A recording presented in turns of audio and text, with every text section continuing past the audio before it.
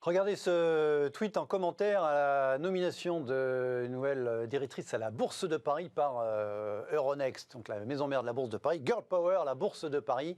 Regardez ce titre que j'ai écrit sur l'écran et m'a été reproché par les journalistes femmes de Bismart, une femme à la tête de la Bourse de Paris. Voilà, on ne devrait pas écrire ça parce que voilà, en quoi c'est un événement ou pas, c'est tout l'objet, c'est tout l'objet du débat à l'occasion de la nomination annoncée ce matin donc par Euronext Paris de Madame Delphine Damarzit à la tête de la filiale Bourse de Paris. Elle était numéro 2 d'Orange Bank, spécialiste des marchés de capitaux, deviendra à 47 ans, nous dit Le Monde. Voilà, la première femme dans l'histoire boursière à diriger la place parisienne. Est-ce que c'est un sujet, est-ce que c'est un non-sujet? On va parler juste dans la foulée de la thématique des quotas de femmes à la direction des entreprises. L'Allemagne non seulement est pour, mais engagée dans une modification de sa loi. Et à l'occasion de cette annonce, aujourd'hui, le ministre de l'économie et des finances français, Bruno Le Maire, aujourd'hui, s'est dit favorable à de tels quotas. Je commence évidemment par vous sur cette question. Perle Bagot, est-ce que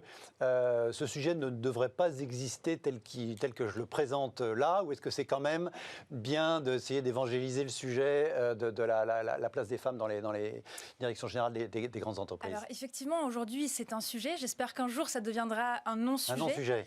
Puisqu'effectivement, cette annonce de nomination a été principalement traitée par les médias par le fait que c'était une femme. Pour cette raison. Exactement. Ouais. Donc bon, je pense qu'elle a d'abord été recrutée pour des compétences dont elle a fait preuve tout au long de sa carrière, plus que pour le fait qu'elle soit une femme. Il n'y a pas de doute, mais il y a une symbolique.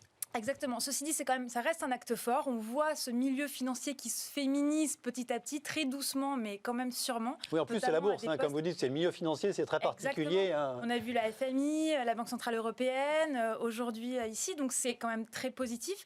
Et puis, il faut se souvenir quand même que le milieu financier était un milieu qui a, pendant très longtemps, été interdit aux femmes, jusqu'à peu finalement, jusque dans les années 60, où les femmes n'avaient même pas le droit de pénétrer finalement dans les grandes places boursières. Et jusque dans les années 80, je crois que le recrutement était exclusivement, pour ne pas dire, principalement exclusivement réservé aux hommes. Oui, moi qui suis un peu plus vieux, voire beaucoup plus vieux que vous, moi j'ai commencé ma carrière à la Bourse de Paris, j'étais tout jeune, voilà, à l'intérieur, il y avait encore une activité à l'intérieur du palais, évidemment, il y avait quasiment pas de femmes, donc là la symbolique est quand même très forte. Donc ça c'est très fort, et puis je trouve que ça fait aussi écho au fait qu'il y a quelques mois maintenant, il y a une étude qui est sortie à Harvard sur le fait qu'effectivement les femmes étaient potentiellement meilleures gestionnaires en temps de crise, dans le sens où voilà, elles prenaient moins de risques et donc apporter de la stabilité sur les marchés. Ça vaut ce que ça vaut, mais bon, c'est dans la continuité effectivement de ce qui a été en tout cas porté, annoncé, diffusé ces derniers mois. Je pense que ça contribue de manière directe ou indirecte finalement à la féminisation des métiers. Et finalement, à la féminisation, certes, mais pour arriver à une égalité, à une équité, à une parité dans les différents secteurs. Le secteur financier est un secteur très représentatif et montre bien finalement la marche qui est en train d'être faite. Maintenant, effectivement, j'espère que d'ici quelques années, voire quelques mois, peut-être peut-on espérer, on traitera plus ce genre d'actualité, effectivement, de cette manière, mais vraiment pour ce que ça a d'important, c'est-à-dire effectivement la nomination d'un nouveau dirigeant, un poste clé, surtout en temps de crise, avec une carrière. Voilà. Et il se trouve que c'est une femme, mais finalement. On va revenir 2 secondes sur les principes des quotas. Bruno, comment vous réagissez à la symbolique de cette nomination? Encore une fois, pas dans n'importe quel univers, dans l'univers jusqu'ici un peu hermétique, un peu masculin, voire macho, de la finance, mais spécialement des marchés financiers. Effectivement, le fait qu'on tourne ça comme une femme est nommée, ça montre bien le caractère encore exceptionnel en fait, du fait qu'on nomme une femme. Mais bien sûr, dans quelques années, probablement, on ne mentionnera même plus cela. Mais après, voilà, c'est la première fois, il me semble, non, la Bourse de Paris, c'est la première fois, il n'y a aucun doute. Rappelons quand même, il y avait eu tout le débat en fin d'année dernière. Il y a une seule femme à la direction d'un groupe du CAC 40, donc chez Engie.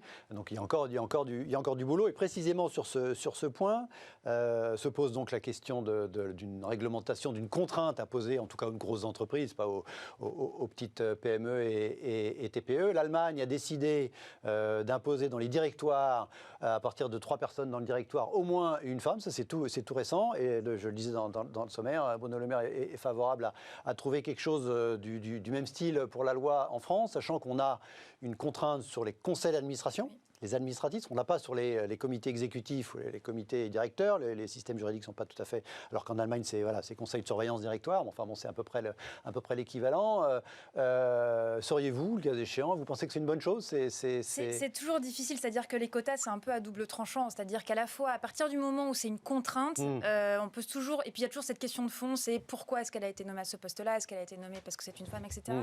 Donc c'est toujours un petit peu délicat. Pour en avoir parlé justement à des dirigeantes, on s'aperçoit quand même que ces quotas permettent, l'air de rien finalement, de pouvoir faire bouger les lignes. Et que la contrainte et le quota est aujourd'hui l'un des leviers qui fonctionne le plus pour faire bouger les lignes et obliger finalement les entreprises à prendre ça en considération et à évoluer, sachant qu'effectivement, ils n'ont pas pour vocation à rester ou en tout cas à être vécus comme une contrainte, mais vraiment sur le long terme, pas forcément. Équilibrer, voilà, sur le long terme et à mettre en place vraiment cette égalité, cette équité entre les hommes et les femmes dans les entreprises.